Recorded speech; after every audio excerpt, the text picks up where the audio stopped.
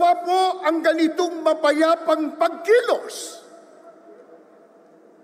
Gaya po ng ating tema, pambansang rally para sa kapayapaan. Isigaw po natin ang kapayapaan. Kapayapaan! Kapayapaan!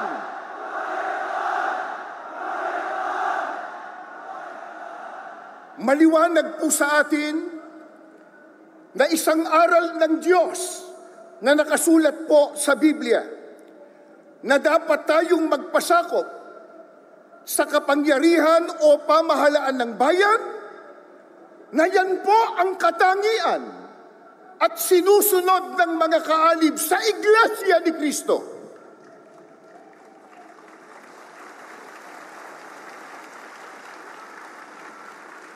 Patuloy din po nating iginagalang at pinaninindiganan ang simulain ng paghihiwalay ng pamahalaan at relihiyon na itinatadhana po ng ating saligang batas. Dahil dito, ang ating mapayapang pagkilos na ito ay wala pong bahid na anumang politika.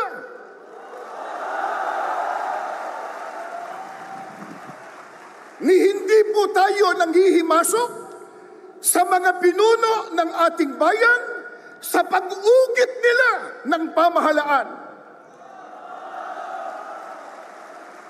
Hindi po natin nais makialam sa pagpapatakbo ng pamahalaan ng ating bansa. Ano po ang nais ng maraming kababayan po natin at ng angaw-angaw na kaalib sa Iglesia ni Cristong narito ngayon? Ang nais po natin, ang maliit na tinig na ngayon ay pinagsasama-sama natin sa ating rally, mapakinggan naman ng pamahalaan.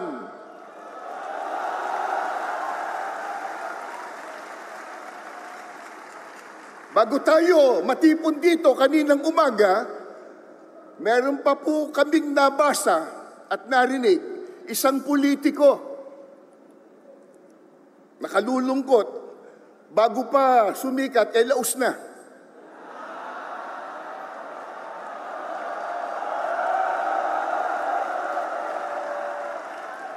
Nang makita po ang milyong ito, milyong-milyon, na dami ng tao, abay sinabi niya kanina, kahit marami yan, minurya pa rin sila.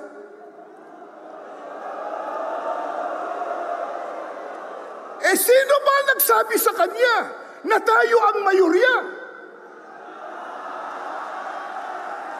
Pero, sa dami natin ngayon, at sa lakas ng tinig ng mga mamamayang Pilipino, parang tayo na ang nasa mayorya.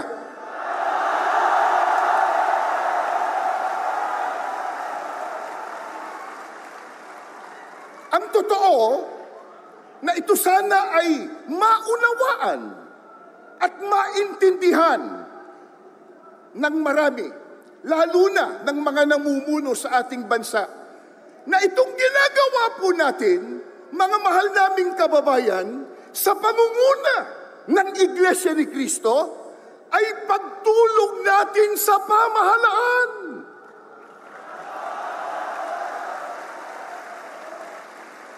Tumutulong tayo sa kanila na kanilang makita, na kanilang madama ang tunay na damdamin ng taong bayan na naglukluk sa kanila.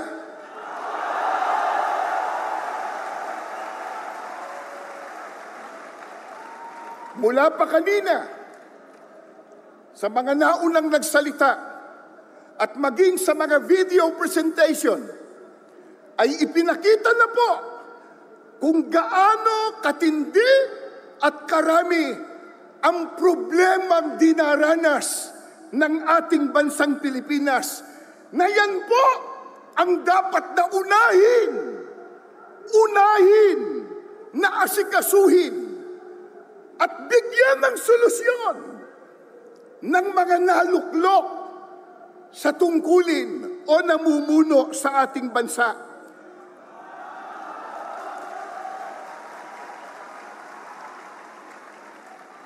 Nakalulungkot ang inuuna ng iba sa kanila, yung mga nagbubunga ng awayan, nagbubunga ng hidwaan, na alam naman nating lahat na ang ginagawa nila, pamumulitika lamang.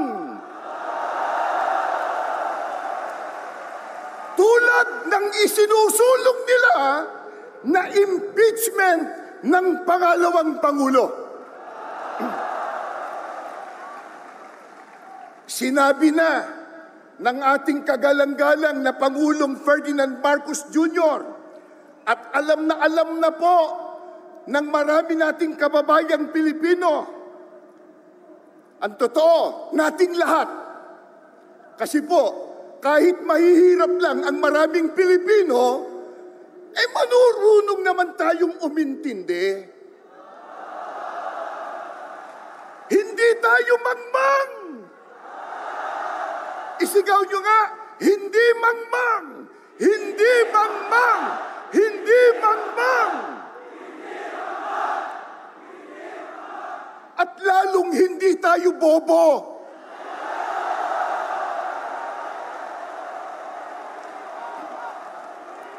Hindi bobo.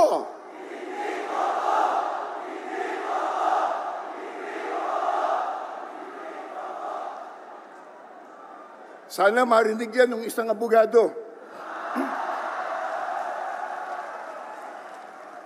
Naintindihan po natin, naunawaan po natin, na yung sinabi ng Pangulong Ferdinand Marcos Jr.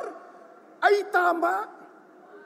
Totoo na yung isinusulong nilang impeachment laban sa pangalawang Pangulo, hindi po makatutulong.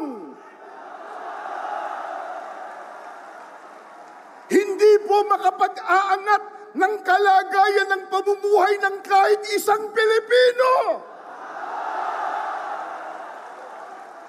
Ang tanong, yan ba naintindihan ng mga mambabatas? Naintindihan?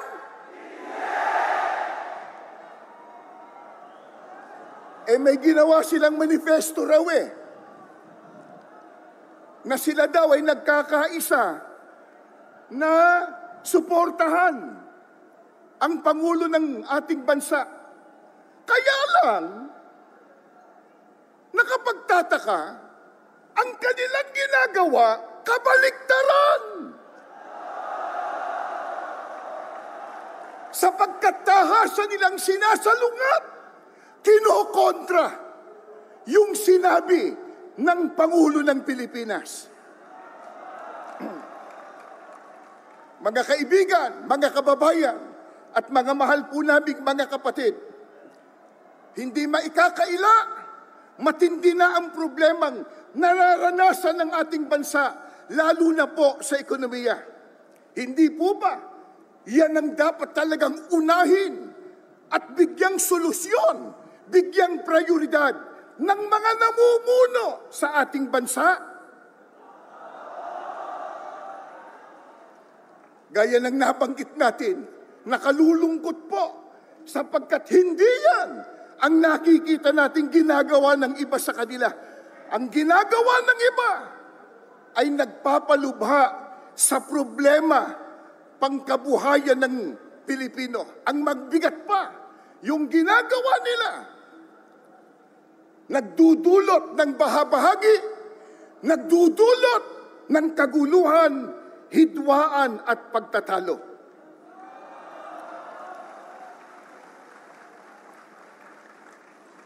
Alam po ng lahat, marami ang naghihikahos. Marami ang walang trabaho. Hindi pwedeng ikailayan. Nasa estadistika po yan. Isang araw lang, kahapon, di ho ba? Inilabas sa isang survey na 63% sa mga Pilipino ang nagsasabi na sila ay mahirap ang pamumuhay. Yan pong statistika na yan. First, una, sa mahabang panahon, 63% nagsasabi, mga Pilipino, na sila po ay napakahirap ang buhay. Marami po ang salat na salat sa mga pangunahing pangangailangan. Pagkatapos, nakalulungkot pa, hindi matapos-tapos ang mga kalamidad sa ating bansa. Sunod-sunod na mga bagyo, pagbaha, pagputok pa ng bulkan. At nariyan pa po ang mga digmaan at kaguluhan sa iba't ibang panig ng mundo na sa ayaw man po natin at gusto, maaapektuhan tayo. Ito po ang dahilan. Kaya ating kinakatigan ang ipinahayag ng ating Pangulo na hindi tayo sang-ayon sa impeachment ng Vice Presidente. Dahil nakakaabala lamang yan, yung ganyang mga proceedings, sa pagbibigay po ng solusyon sa mga problemang ating nararanasan. Sa bagay po, maliwanag ng tinalakay ni Congressman Marcoleta, yung impeachment per se, hindi naman tayo tutol doon sapagkat itinatadhana talaga yan ng saligang batas. Kaya lang, dapat dumaan sa rule of law. Dapat po ayon sa batas. Hindi ayon sa gusto lang nila. Paano mangyayari? Gumagawa ng batas, manlalabag ng batas.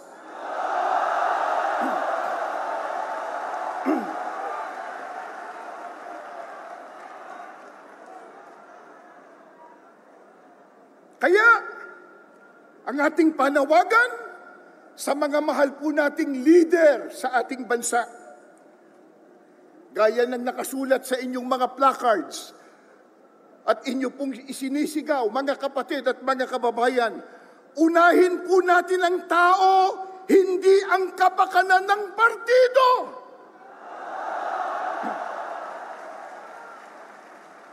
Serbisyo po muna bago ang sariling gusto at benepisyo. Ngayon ay 2025 na. Sa bagong taon ay unahin ang pag-unlad ng bayan, hindi ang pagbabangayan.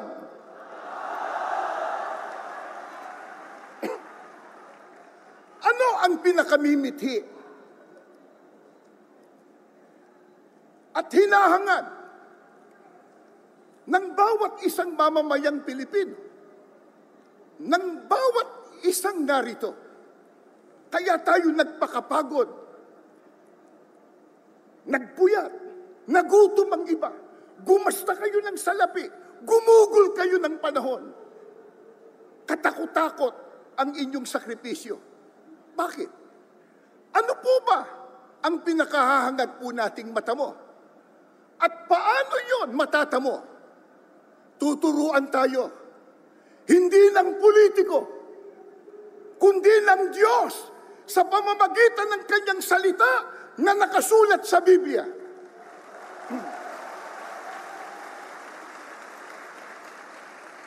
Ano po ang turo ng Biblia para matamo ang pagpapala, ang kabutihan, at ang kaligayahan? Pakinggan nyo, bubuklat po ako ng banal na kasulatan.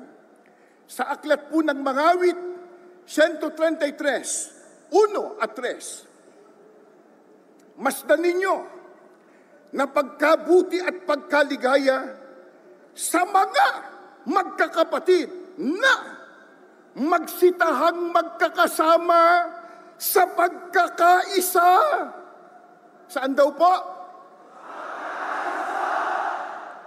Gayaan niya ng hamog sa Hermon na tumutulo sa mga bundok ng Sion, sapagkat doon pinarating ng Panginoon ang pagpapala sa makatwid bagay, ang buhay na magpakailanman. Ano po ang turo ng Biblia para makamit po natin ang pagpapala, ang kabutihan at kaligayahan? Ang sabi po ng Panginoong Diyos, pagkabuti at pagkaligaya sa makatwid, ito, mabuti sa Diyos. Kung minamasama ito ng ibang mga tao, sa Diyos, mabuti po ito. Ano po ang sabi ng Biblia? Masdan yung pagkabuti at pagkaligaya sa mga magkakapatid na magsitahang magkakasama sa pagkakaisa. Mga kababayan at mga kapatid, ano ba itong ginagawa natin ngayon? Isigaw natin uli, pagkakaisa, pagkakaisa.